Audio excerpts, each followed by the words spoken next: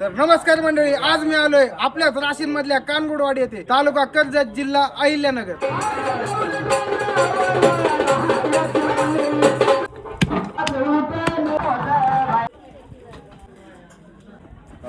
चला तर मंडळी, आज इथे विचारूयात नेमका काय कार्यक्रम आहे. आज इथं काय कार्यक्रम आहे? जागरण गोंधळाचा कार्यक्रम आणि कोणाचा कार्यक्रम आहे? हा आमचाच आहे. बरोबर. होय भाई, हे किती किलो मटन आहे आज इथं? 150 किलो मटण. बरोबर. चला तर आता ह्यांना आपण विचारूयात, हे मसाले ह्यांनी कुठून आणलेत ते. हे मसाले कुठून आणलेत तुम्ही? मसाले राशीनचे दळवी बंधू यांचे मसाले आणले. का हो, त्यांचेच का मसाले आणले? मसाले आणले कारण त्यांची 35 वर्षाची परंपरा आहे. बर. मसाल्याची चव एकदम एक नंबर क्वालिटीची आहे. बर बर बर. तर मंडळी, तुम्ही बघू शकता या ठिकाणी दळवी बंधू यांचे मसाले यांनी आणलेले आहेत. आणि मंडळी, हेच ते राशीनच्या दळवी बंधू यांचे स्पेशल घरगुती बनवलेले मटन मसाले. चला तर मंडळी, आज इथं विचारूयात नेमकं आचार्य कोण आहे. होय, बोला की. इथं आचार्य कोण आहे? भाव कानगुडे. बरोबर, चालतं. होय, हे काय बनवताय तुम्ही इथं? मटण शिजाय टाकतोय. बरोबर. आता हे काय टाकताय तुम्ही? दळवी बंधूंची हळद पावडर. तर मंडळी, तुम्ही बघू शकता ही दळवी बंधूची हळद पावडर यामध्ये टाकलेली आहे. आणि ही त्यावर कोथमीर टाकली आणि लगेच हे मटण या चुलीवर शिजवायला टाकलेलं आहे.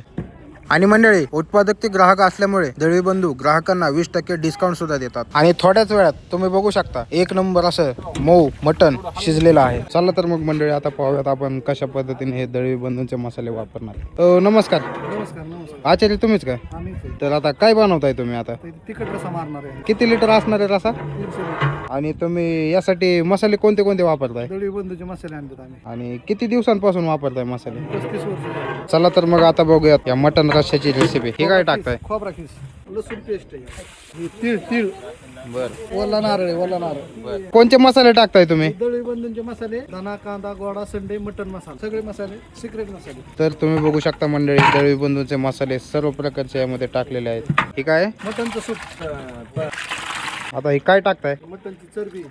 बर. तर मंडळी, तुम्ही बघू शकता कानगुडे आचार्य यांनी एक नंबर मटन रस्सा तयार केलेला आहे. तर मंडळी, तुम्ही बघू शकता थोड्याच वेळात एक नंबर अशी तरी आलेली आहे याला. थोड्याच वेळात या ठिकाणी पंगत बसलेले आहे. चला तर मग आता इथे यांना विचारूया की मटन रस्सा कसा झालाय ते. कसं झालंय कालवण? एक नंबर. कसं झालंय कालवण? एक नंबर. कशी झाली भाजी? भाजी नंबर एक झाली. अशी क्वालिटी ना, नाद करायचा नाही क्वालिटीचा. कसं झालंय मटन रस्सा? रस्सा चांगला झालाय. कसं झालंय कालवण? छान छान झाले. कसं झालंय कालवण? एकदम छान. कशी झाली भाजी? एक नंबर. तर मंडळी, दळवी बंधूंचे मसाले खरेदी करण्यासाठी या नंबरला संपर्क करा.